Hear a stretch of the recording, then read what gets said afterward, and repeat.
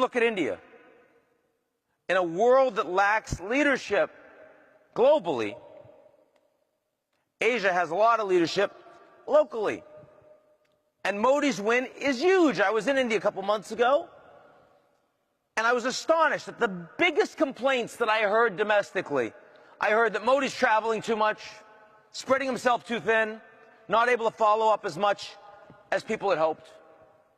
I also heard that Arun Jaitley, who is the extremely competent Minister of Industry, Communication, Commerce, and like 3 other things, because the Modi's actually consolidated what had been a 70-person cabinet, is working so hard that he looks sick and that they're worried about his health.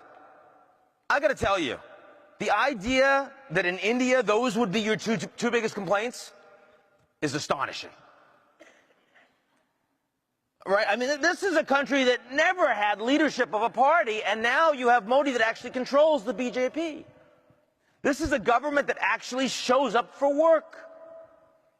This is a government that actually isn't corrupt. Truly isn't corrupt. That's astonishing in India. Now, don't get me wrong. The place is decentralized. It's going to take a long time. But you have a good 9 chief ministers of key provinces along the Western Industrial Corridor. So it's Maharashtra, it's Modi's own historic Gujarat. You look at Hyderabad, you look at Bangalore, and these are places that are aligned with Modi, and they are implementing policy, and they are going to take off. And that's exciting, because India has been such a disaster story for decades.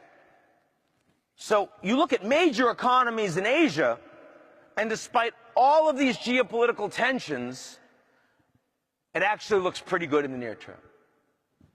Now, I do believe that longer term, India's rise will make it very clear that it's the China-India conflict that we have to worry about, not China-Japan.